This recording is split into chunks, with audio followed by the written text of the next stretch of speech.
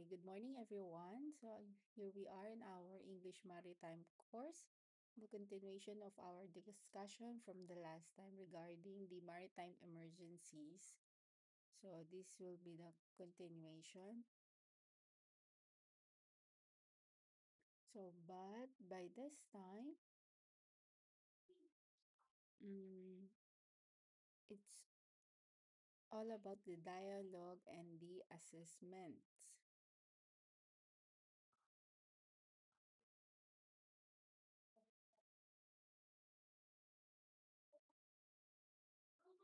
Or in the or some and also the external medical assistance.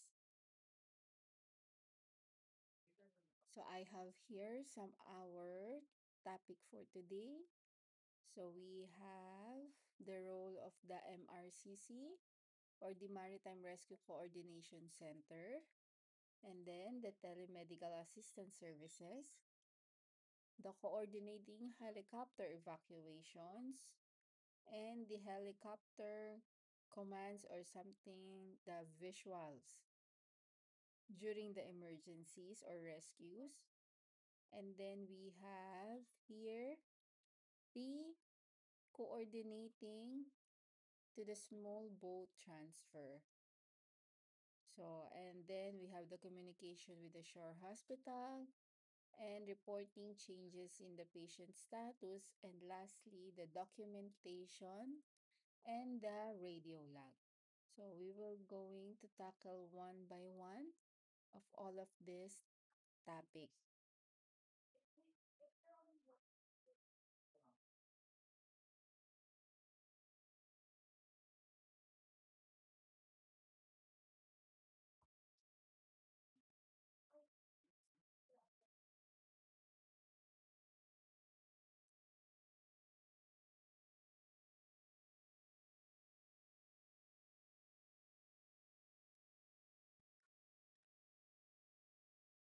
So first we're going to discuss the role of the MRCC or the Maritime Rescue Coordination Center.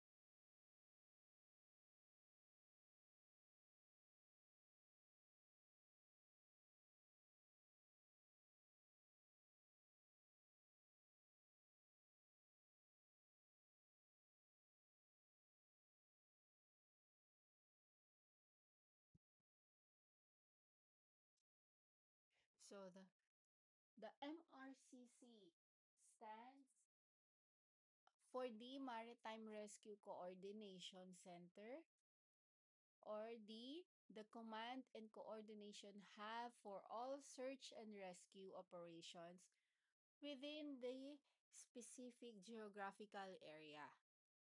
So, search and rescue region or the SRR. So, first is I have here the core function and responsibilities. So, the MRCCs operate 24/7 to ensure the safety of life and property at the sea. So, their primarily functions include receiving the distress alerts, so monitoring emergency frequencies and satellites linked to receive distress calls from the vessel or aircraft in trouble. And then they also coordinating with the SAR operations, meaning that directing and supervising all aspects of search and rescue mission, including the developing action plans and activating the appropriate resources like the Coast Guard ships, aircrafts, and nearby merchant vessels.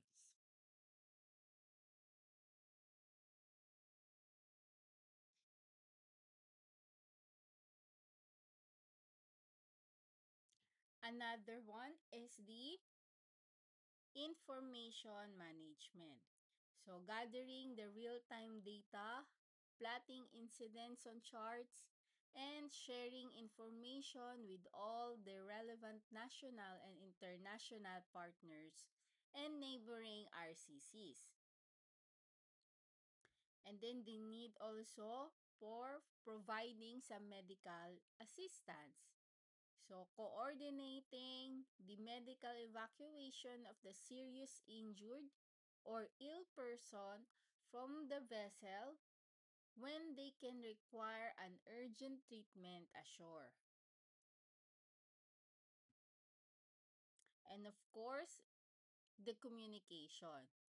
So, acting as the central point of contract for all the durations of an incident, including the external communications with the press and the public when necessary.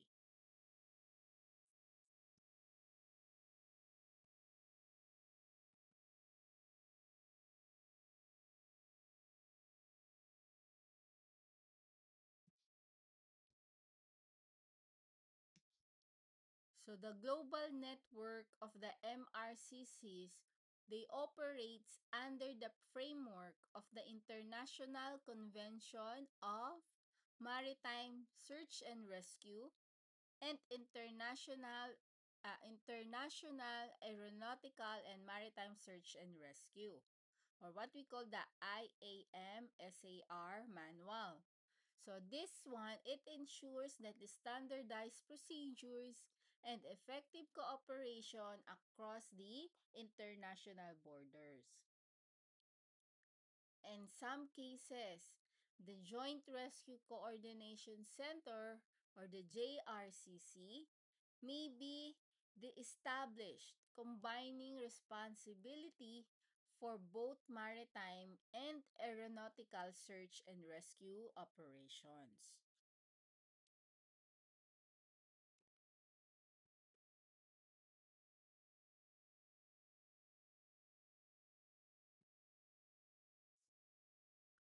So the MRC, they simply or they just take over the organizational burden. So your job is to provide them with the necessary functional updates about the ship's status and the patient's conditions for the logistic planning.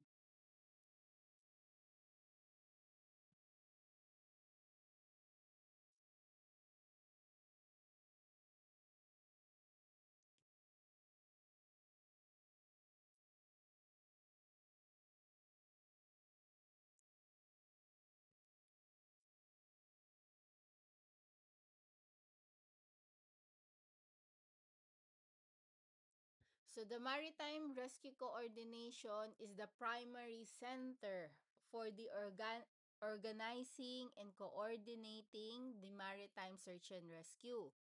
So within the designated search and rescue region. So its role is to receive the distress alerts 24/7, assess the situations, and coordinate all available resources, including the vessels, aircrafts, and specialized teams to respond to the maritime incidents. So, the MRCC's responsibilities including assisting vessels in distress, responding to aircraft incidents at sea, and coordinating medical evacuation for those with serious injuries or some illnesses.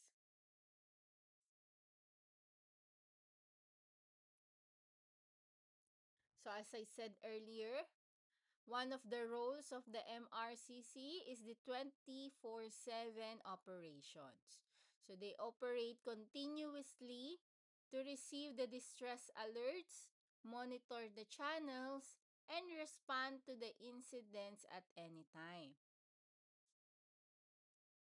And then another one is coordinating with the hub. So this one, it acts as the central point of the authority.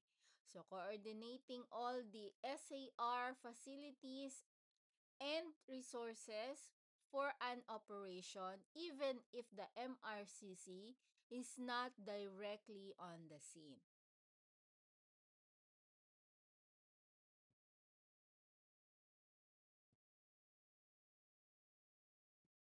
And then there also belongs or they have the roles also in the search planning. So based on the factors like the weather and the location of the incident, the MRCC develops and implements the search action plan.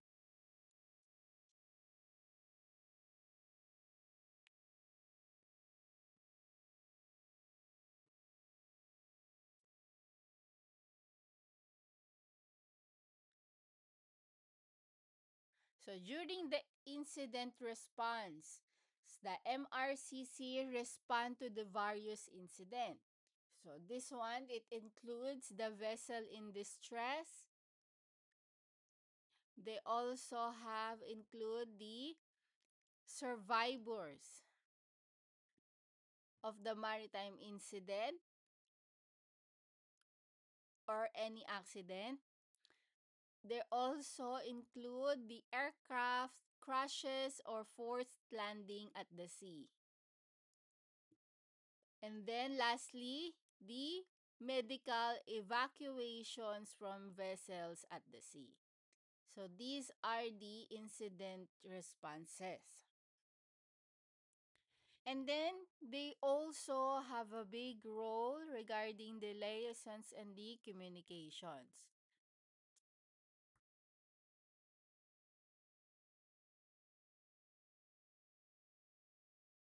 So the MRCC communicates with the other agencies. So it includes the MRCCs, the Rescue Coordination Center, the military and the civilian authorities, and of course the international organizations, just to ensure the seamless operations.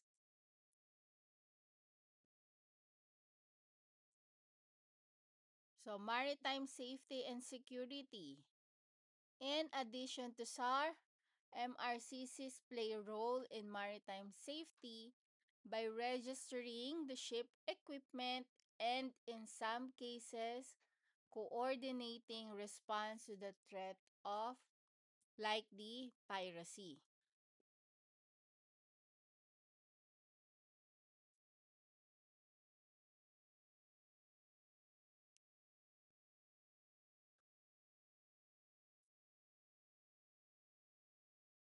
And then lastly, the on-scene coordinations.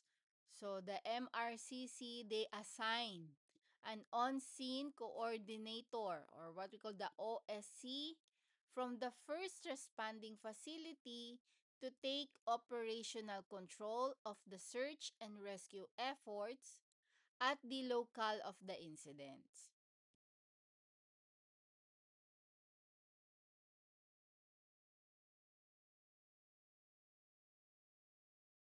So it's really need that they provide with the necessary functional updates about the ship status and the patient's conditions regarding those incidents.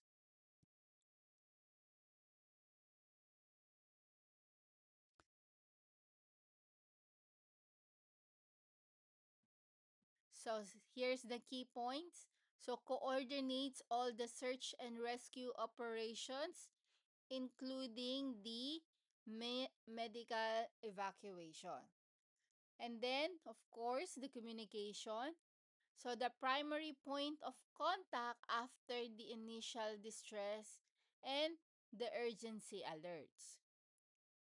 Under the SMCP, you can say that clear and non-emotional reporting is very important for the MRCC to make a rapid decisions. So they don't need, or it's not a good idea if you're going to report in a panic mode or in the distress mode.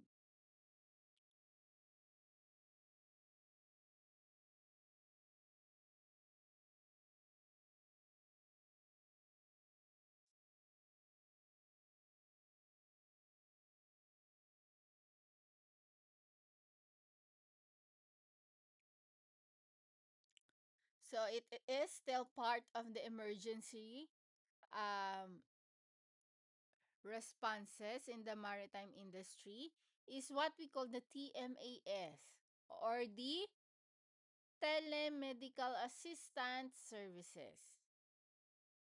So in maritime industry, it provides the remote medical advice and support to the ships at the sea via radio, satellite, or the internet. So this one, it ensures that the seafarers receive a timely medical guidance when they are far from land-based medical facilities. So the service is very crucial for diagnosing and treating the medical emergencies. But with the coordinating the evacuation,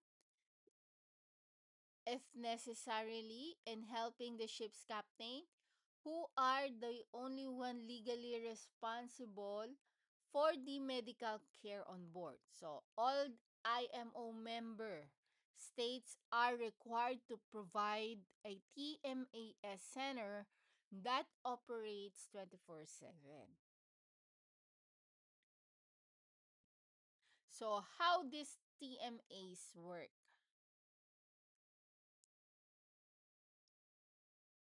So they have a remote consultations.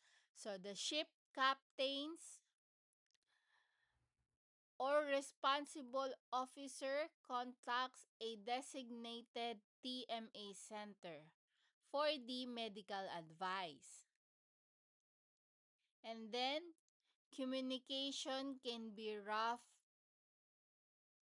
through some various channels.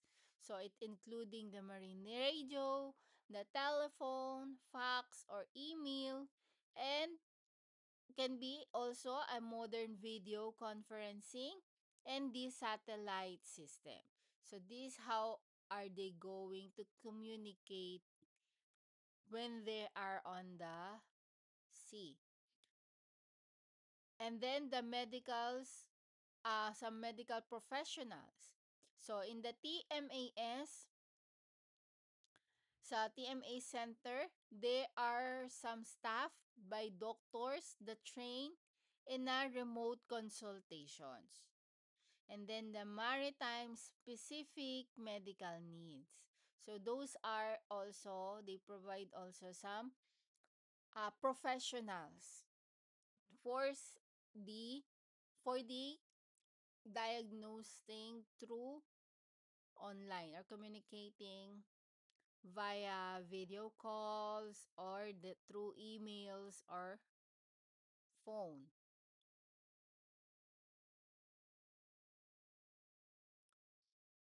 So the diagnosis and the treatment advice.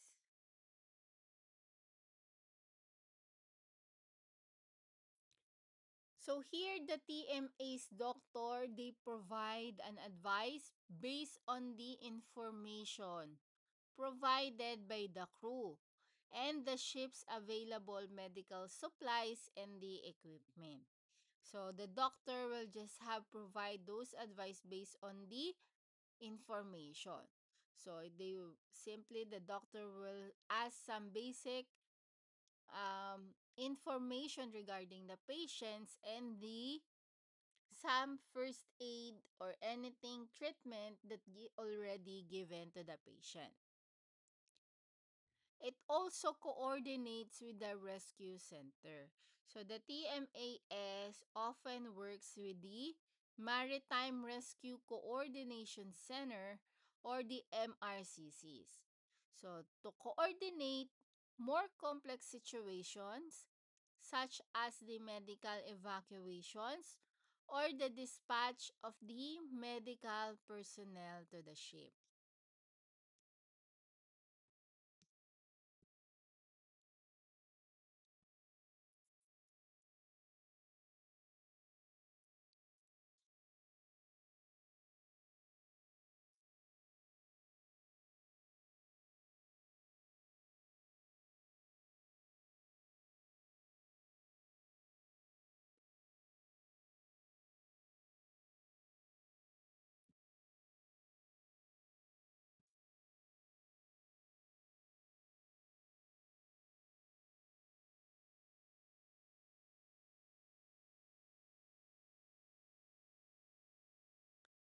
So these are the responsibilities and regulations of the TMAs. Of course, we have here the ship's master. So the shipmaster's captain is the ultimately responsible for the medical treatment of the individual on board and also the final decision regarding the treatment and the evacuation rests with them. So, if the captain or the masters fail to contact the TMAS when necessary could result in a legal consequences.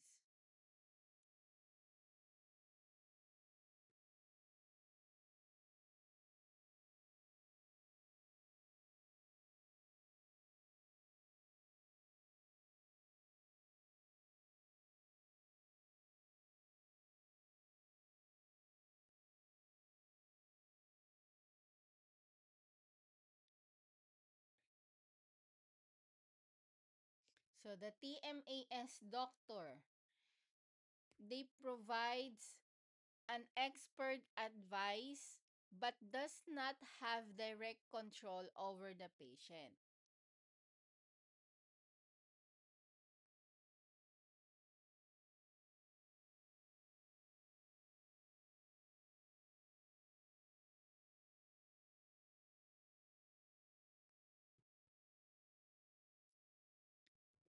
And then it also have some the international obligations.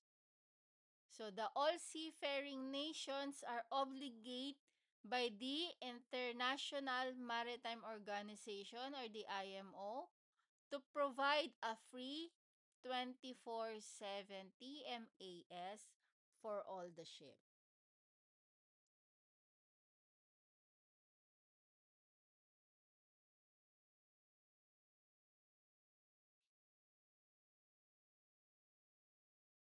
So the TMAS is your dedicated resources. So it treat the call as if you are taking directly to the doctor in the emergency.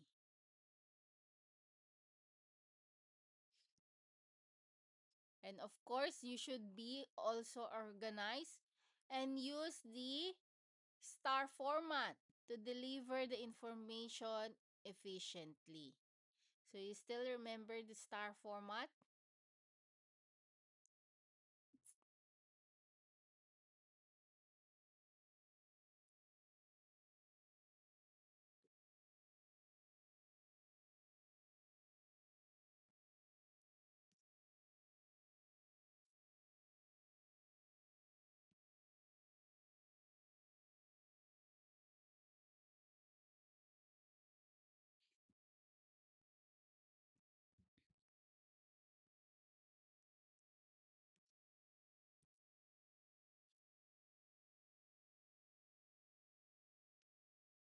Okay.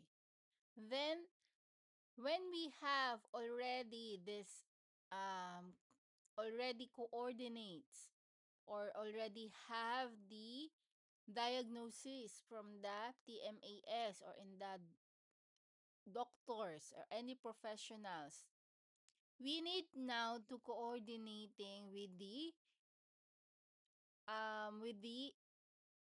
rescue operator or the helicopter rescue or air sea rescue coordination. So, when coordinating the helicopter medical evacuation, so in the maritime industry, the primarily involves contacting the nearest maritime rescue coordination center or the MRCC or the TMAS or the telemedical assistance services.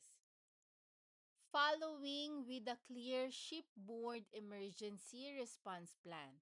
So the process requires a clear communication and specific preparation on the ship to ensure a safe transfer. So how are we going, or what are those coordination steps? So first is the assess the situations and provide some first aid.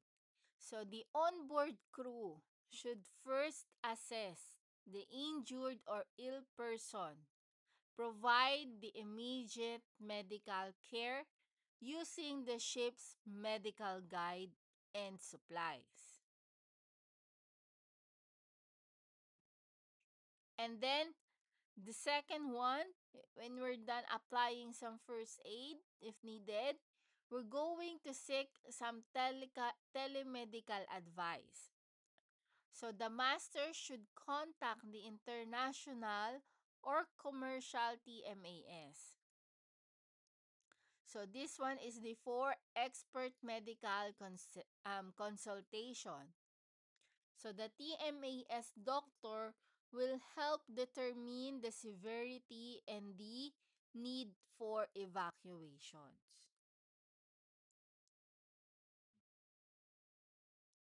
And then the next step, seek or contact the MRCC or rescue authorities. So, if offshore assistance or evacuation is necessary, the master must contact the nearest MRCC or the coastal authorities using the available communication method. So what are those? So it can be the VHF or channel 16, the Inmarsat or through the satellite phone. So the master must contact.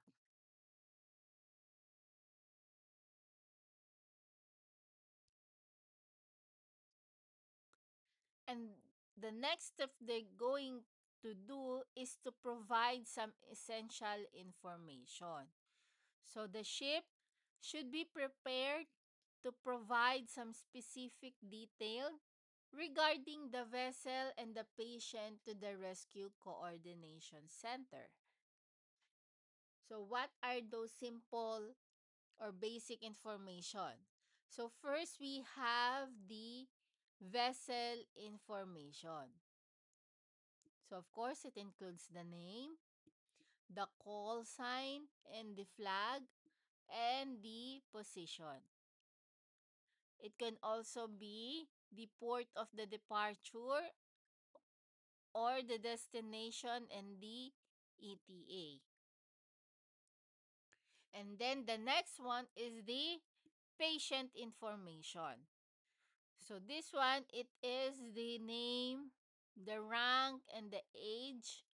It also includes the nationality and then the symptoms, location of the pain, pre-existing medical conditions, and if it taking some other treatments that already administered to the patient.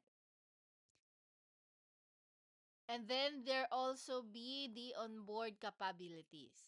So medicine chest availability or any machines that they can be used in the presence of the medical personnel.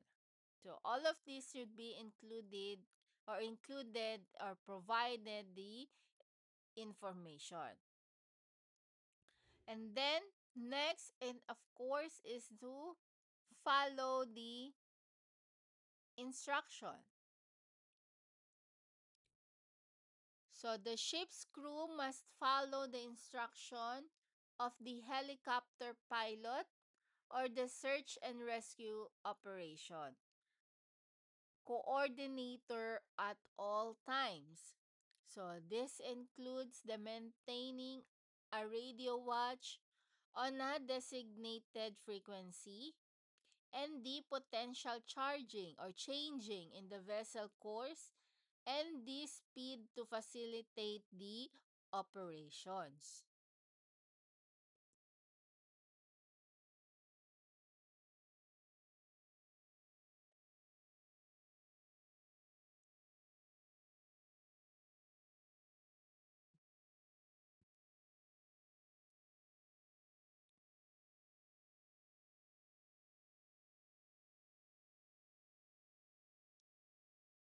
So this is still part of the steps to be followed is the prepare the hoist arrival or the hoist area. So the crew should prepare the clear area on the deck. So by securing the all loose gear, awning, and rigging.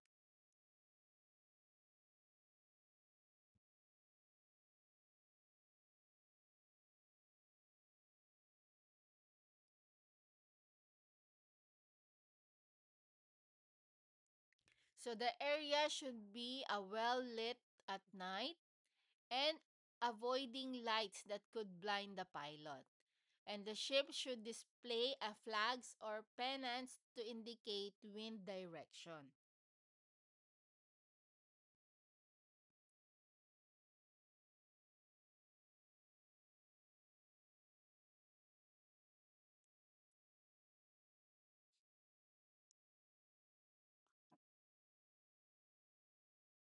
So next one is the last the last step is the conduct the hoist.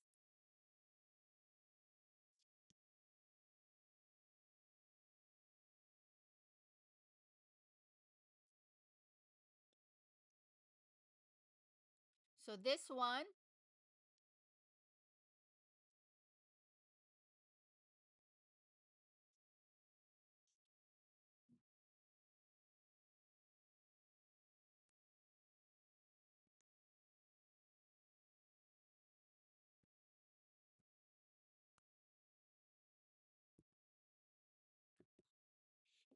so conduct the hoist.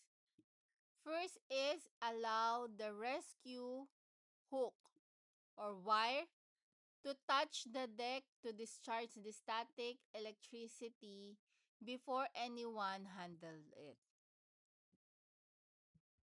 And then use some steadying line to control the rescue basket or the stretcher, but never make a line fast to the vessel.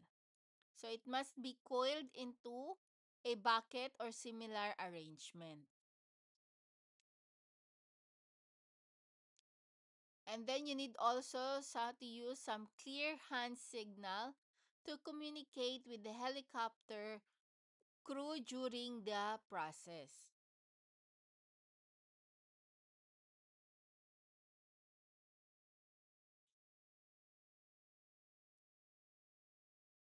But to do all of this, so we have here some organizations that involved in the search and rescue. So first, as I said earlier, the MRCC, this is the Maritime Rescue Coordination Center. So the primary shore-based coordinating center is responsible for organizing and providing the search and rescue services within the defined area. And then the telemedical assistance services, or what we call the TMAS. So the service staff by qualified doctors who provide the 24/7 remote medical advice to the ship and help to coordinate evacuation if needed. So again, it should be the telemedical assistants are qualified doctors.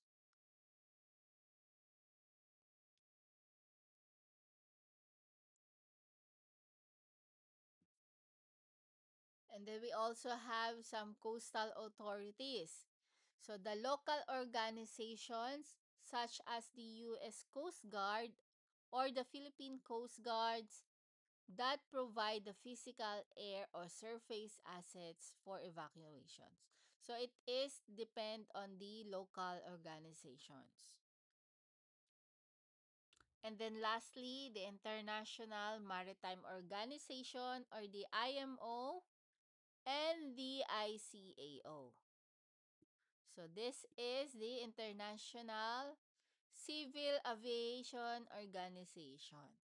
So these bodies jointly publish the IMSAR manual, which provides the international guidelines for the search and rescue and the medical evacuation operations. So those are the organizations involved. So we have the MRCCs, the TMAS, and of course the coastal authorities, and lastly the IMO and the ICAO.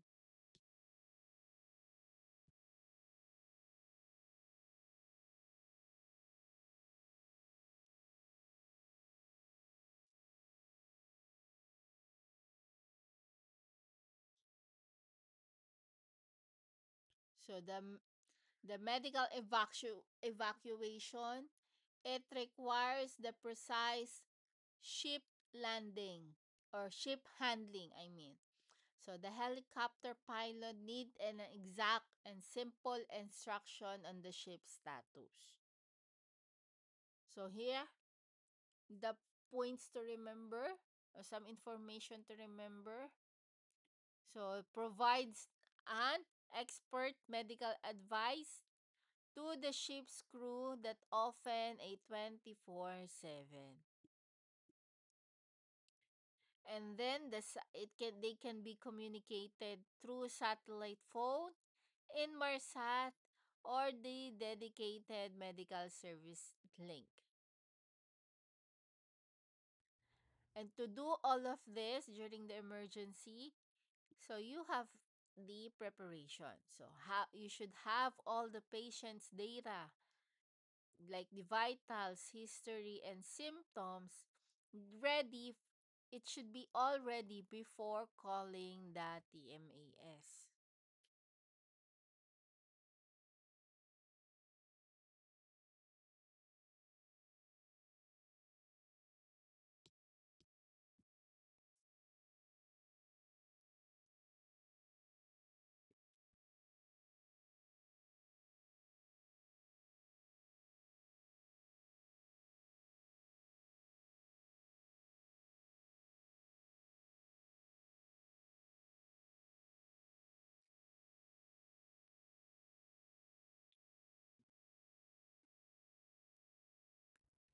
So we have here now the air and sea rescue coordination. So the air sea rescue coordination, or what we call the medical evacuation, in the maritime industry, this is very or highly regulated process governed by the international convention and coordinated with the primarily be by the Maritime Rescue Coordination Center or the MRCCs. So the key guidelines are detailed in the joint of the IMO and ICAO. So these are the International Aeronautical and Maritime Search and Rescue Manuals.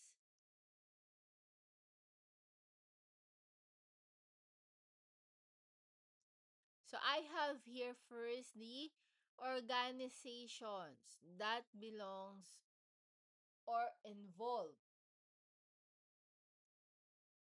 So I said earlier, the IMO and the ICAO. So these are the UN agencies that jointly publish the IMSAR manual. So this one, they provide the global framework and guidelines for sea and rescue operations. So it also includes the medical evacuations. And then the RCC or the Rescue Coordination Center. So these are the shore-based. So they are the shore-based facilities that responsible for the coordinating the SAR and the med evacuation.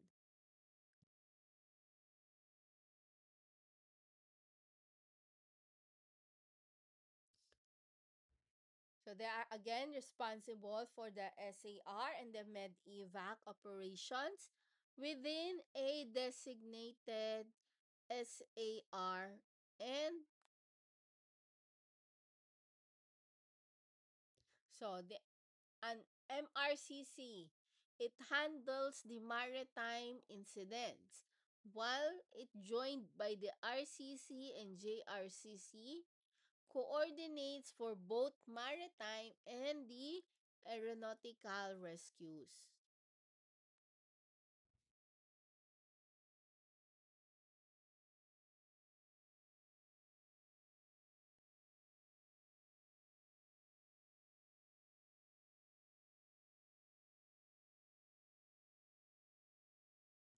So we have here also the on-scene coordinators.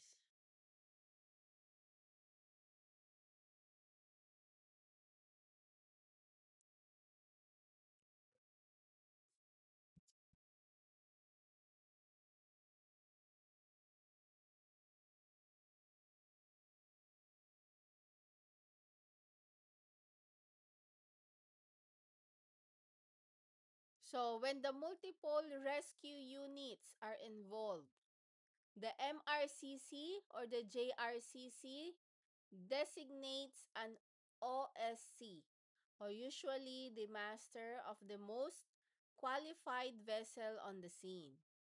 So this one, it will coordinate the immediate rescue efforts.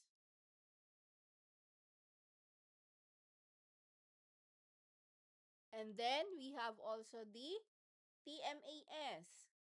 So this one, the MRCC, it established the relationship with the TMAS Center to provide an expert medical advice to ship at the sea 24/7.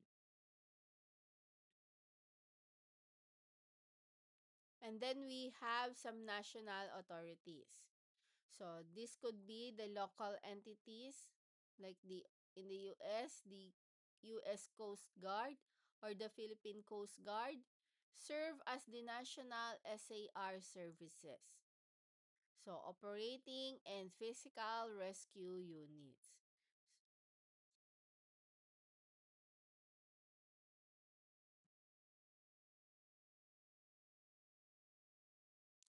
And then we have the process from the distress to evacuation generally follow these steps.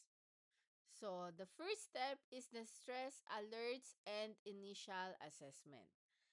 So the ship crew first follow their onboard medical emergency plan and uses the telemedical services for advice. So if the situation is beyond the ship's capacity, so the master issue or the captain will issue a distress alert. And then using the Global Maritime Distress and Safety System or the GMDSS. This is used by to notify the nearest MRCC or JRCC.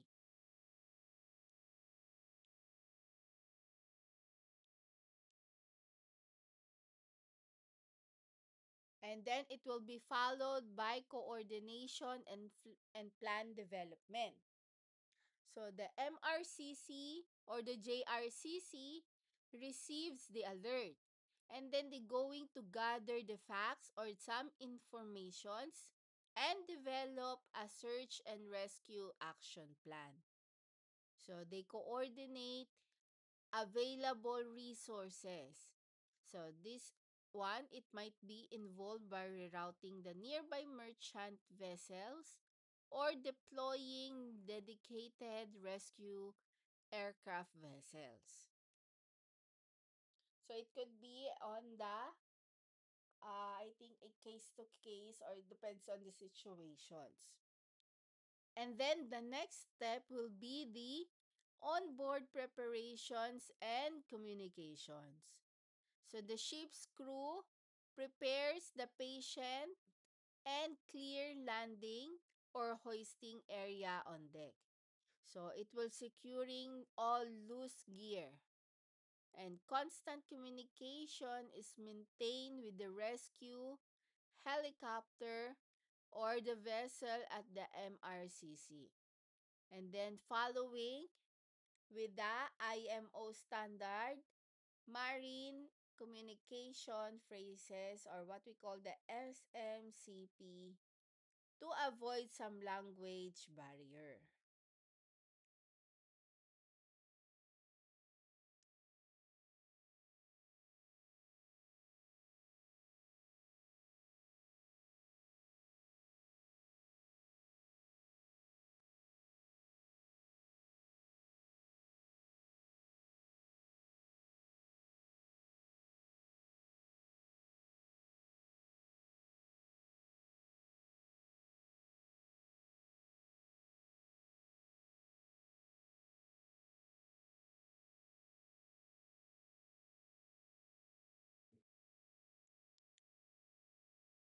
And then we have the next step is the rescue operations.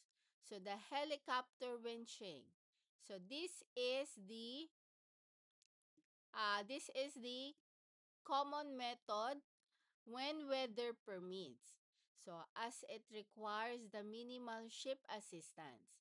So the rescue basket or the stroop is lowered to hoist the person.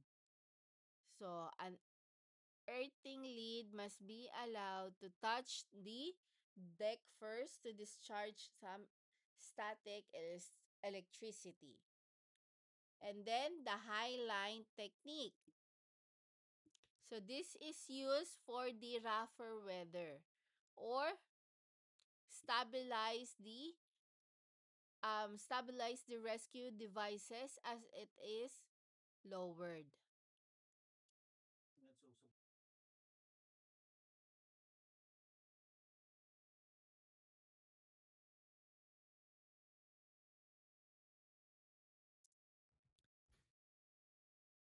And then we have the rendezvous at Z.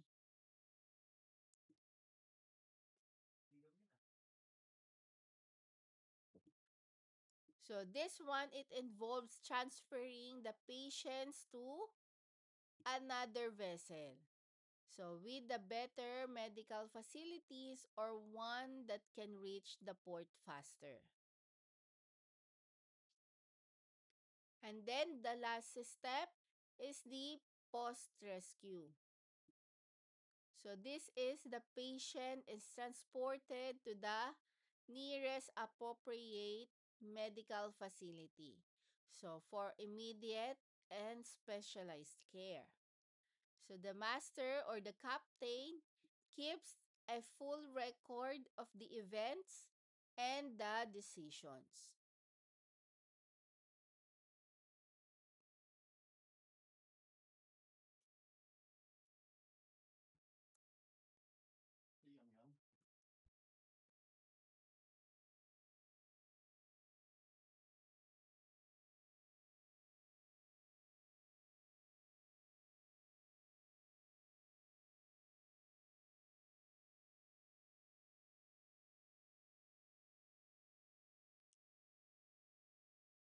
So here is our important things to remember. So during the procedure, it requires the clear communications of the ship's course, speed, heading, and the hoisting arrangement. Then in the under the SMCP, I am preparing the casualty receiving area. Maintain a steady course of a 090 degrees, speed 5 knots. So this one is for the informing or giving also information under the SMCP. And under the safety, you use the VHF channel 6 or the designated tactic frequency for on-scene communications with the helicopter.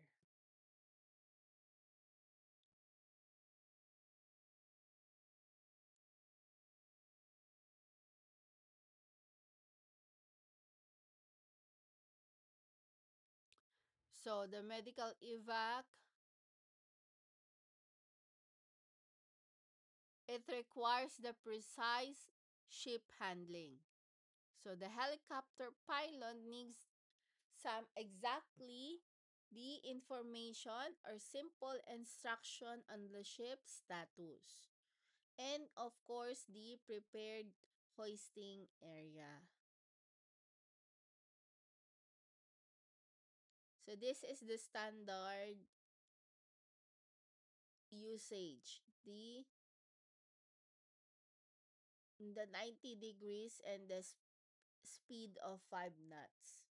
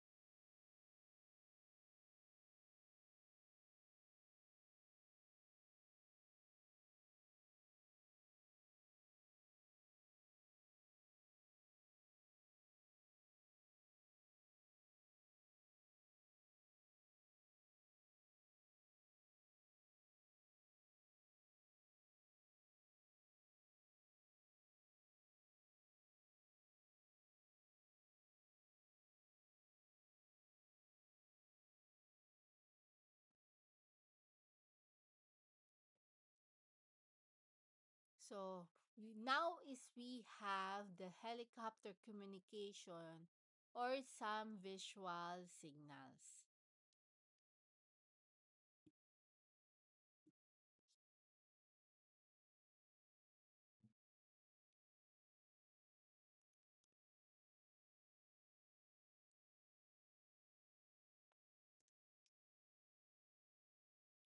So in the maritime emergency, the specific visual signals facilitate a communication between the survivors and the rescue helicopters, especially when the radio communication is unavailable.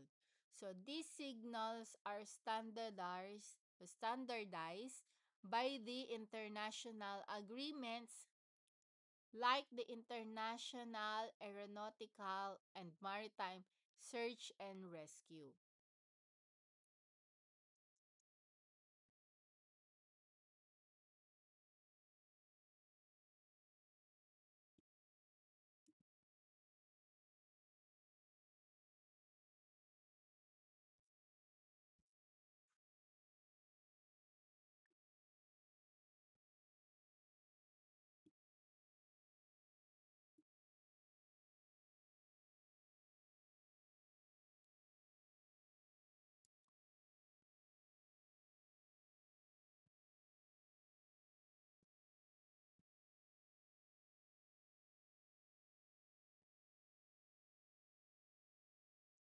So we have here the signaling for help or the distress.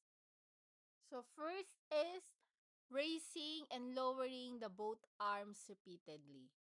So this is the international distress signals that repeated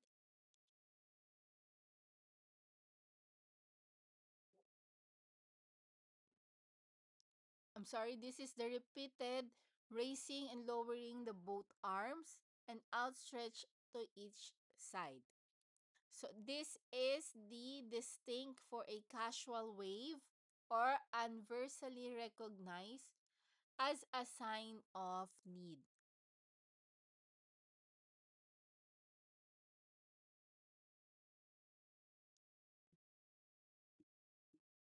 And then we also have some flares and smoke signals. So we have the orange smoke signal.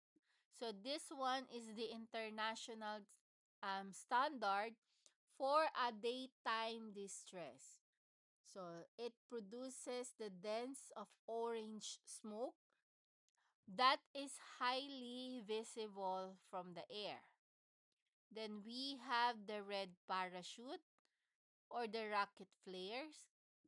So this is used for a long range alerts. So both date and night as it can seen for a great distance. And then we also have some hand flare. So this is used when the rescuers are close by the or by to a pinpoint the exact location.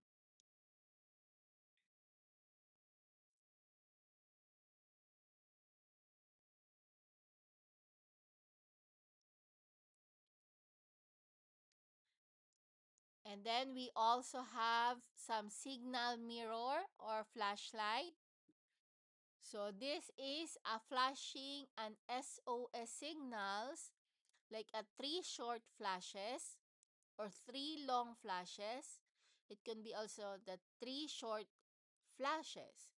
So in the Morse code using a mirror, day or flashlight. And then strobe at night is very effective. So the high intensity electricity or electric distress light that automatically flashes the SOS sequence is an option that is approved by the US Coast Guard.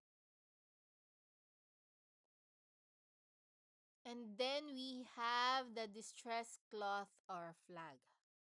So displaying a piece of orange colored canvas with a black squared and black circle for other appropriate symbol. So this is the daytime visual signals. And waving any brightly colored or contrasting cloth or flag is also also giving a helpful signal.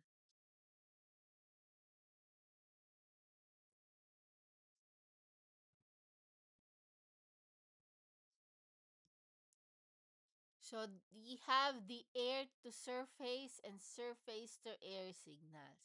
So once the contact is made, specific signals are used to coordinate the rescue as a simple help needed signal that be confused or with the other general maritime signal.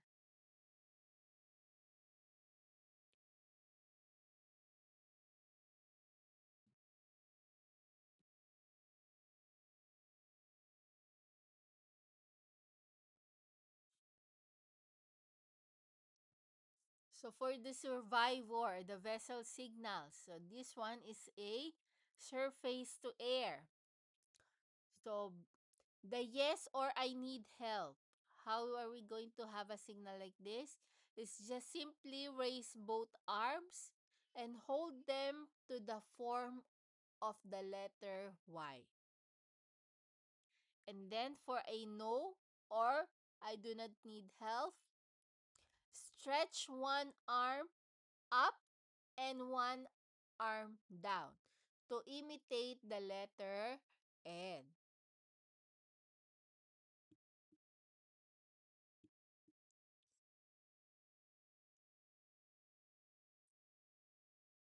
Then we have the safe to land here.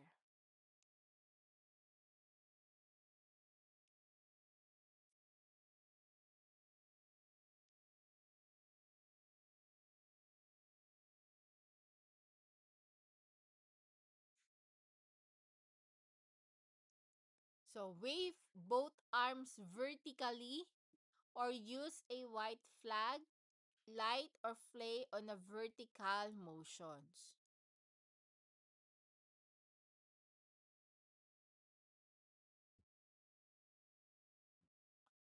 And then we have the landing here is dangerous.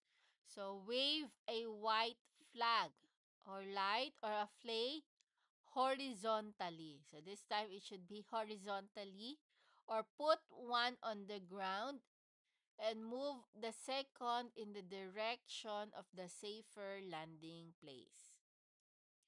So safe land is vertical motion. Not safe is horizontally.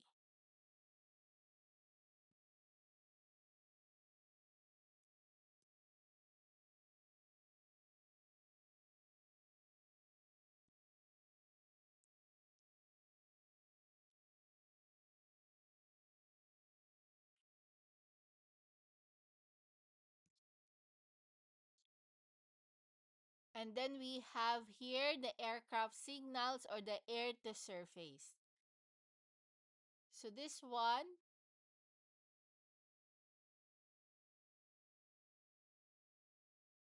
so the rescue aircrafts will use a signals to communicate back to the people on the surface.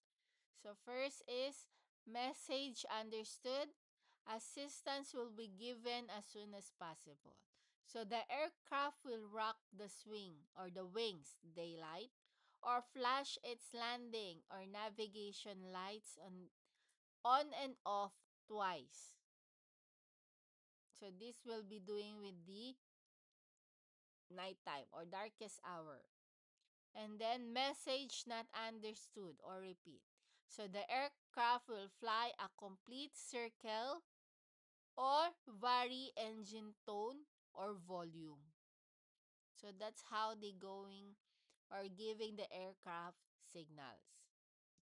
So it is to be familiarized with the proper signals and use a multiple method when possible to maximize the chances of the successful rescue.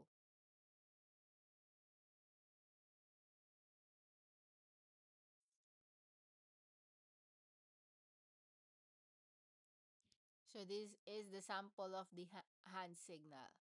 The up. So repeated cross above the head, palms facing forward.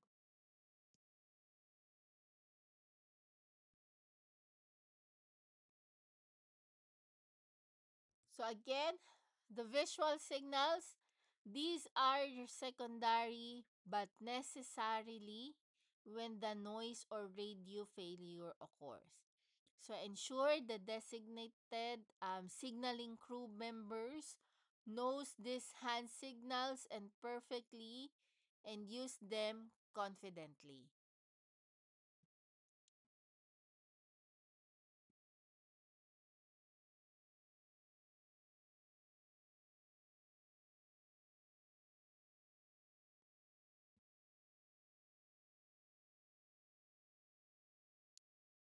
So here, it is during the ship to boat transfer.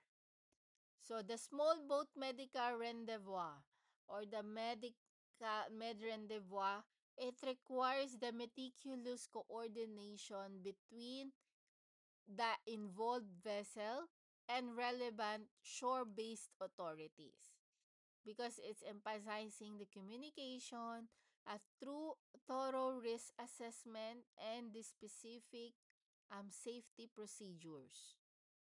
So we have some coordination and communication for the boat transfer or medical rendezvous. So the process begins immediately upon the assessment of a serious medical situations. So this one cannot be handled on board. So first, we have the initial assessment.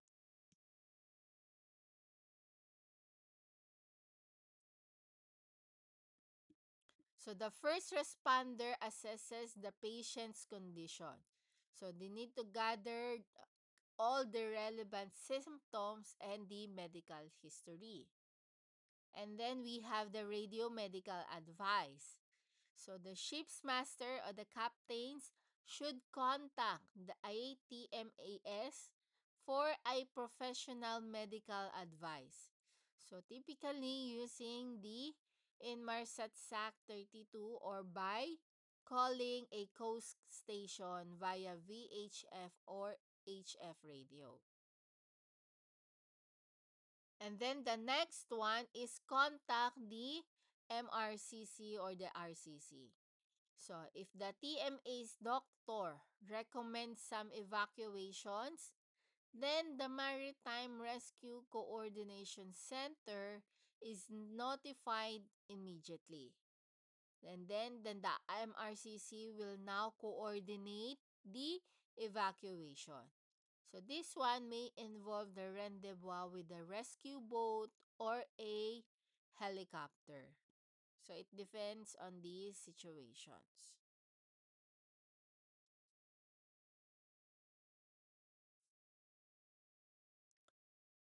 And then we have the urgency signals.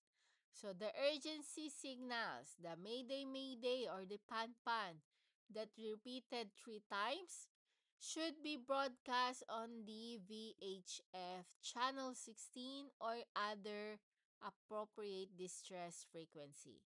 This is to announce the message which has a priority over all other communication except the distress calls.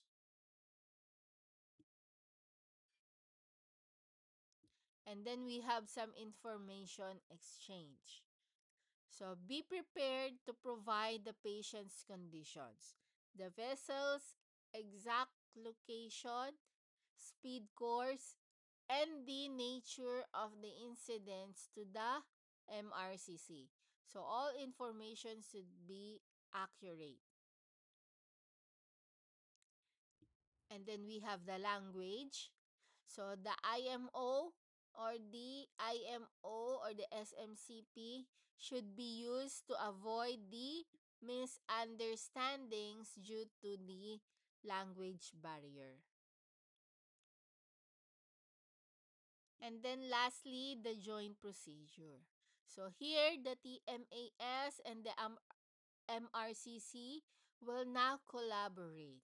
So, with the TMAS providing medical guidance and the MRCC handling the operational aspects of the transfer and onward transport to a hospital. So, they will now teamwork. So, TMAS and the MRCC will now become one.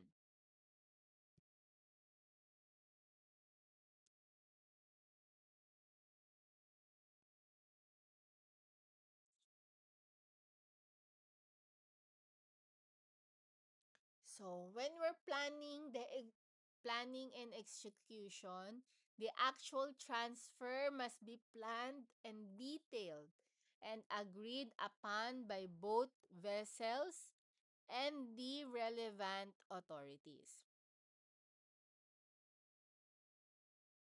So first we have the risk assessment.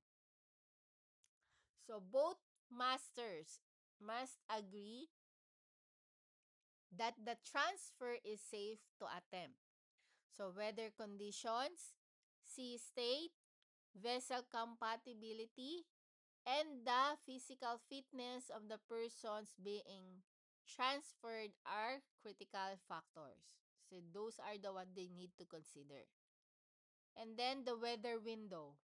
So the transfer should be only be attempted in a calm sea and low wind conditions.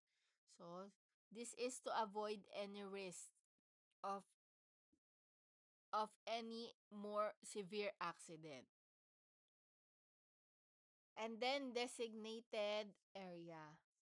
So it should be the clear sea area should be chosen, taking into account traffic density, water depth, and the potential environmental hazard.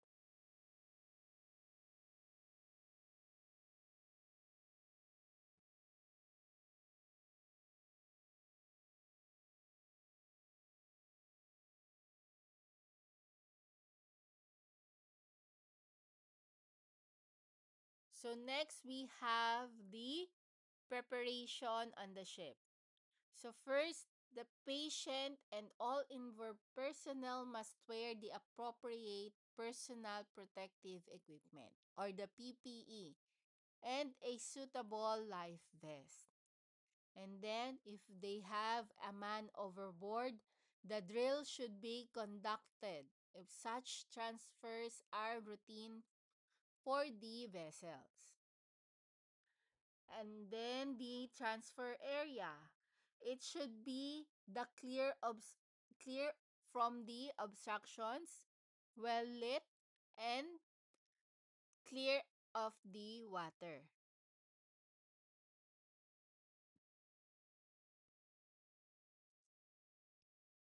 And then the next one is the maneuvering and approach.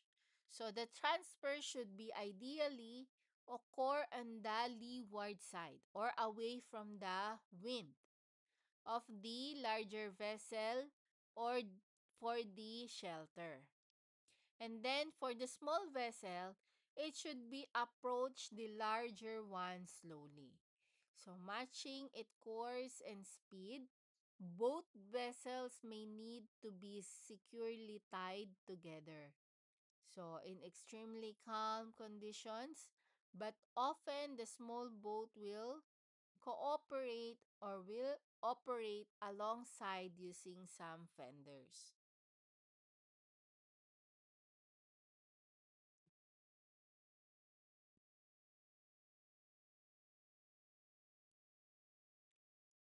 And then the next step is the transfer procedures. So the personnel should not carry luggage or other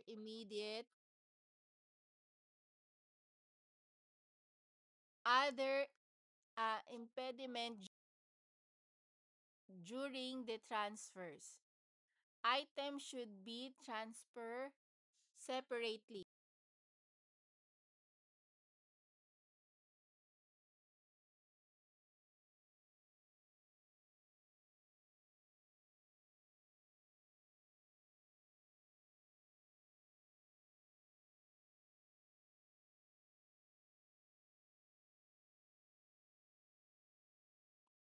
Maintain the 3 points of contact when using a ladder or crossing between the vessels.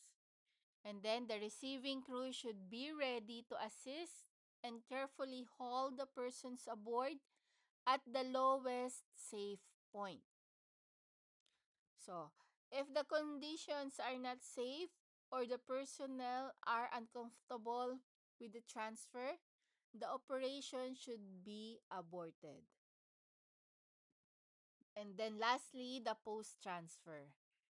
So once the patient is safely on the receiving boat, the vessel separately carefully and the patient is transported to the nearest medical facility as previously arranged with the MRCC.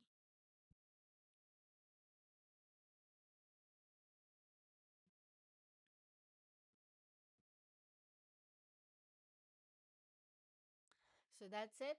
So for the boat transfer, it's just the master must communicate the sea conditions.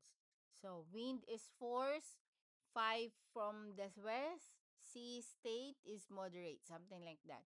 And then you're going to use the pilot ladder or the accommodation ladder to confirm the transfer method. So those are the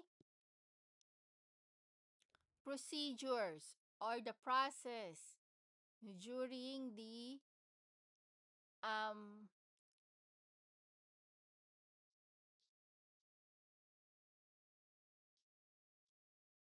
for our emergency response in the maritime industry.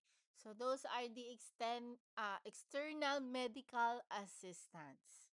So you already know the role, how the or which the role of the MRCC during the emergency or the rescue cooperations, the TMAS. So how those step by step or how are they connected during the search and rescue operations.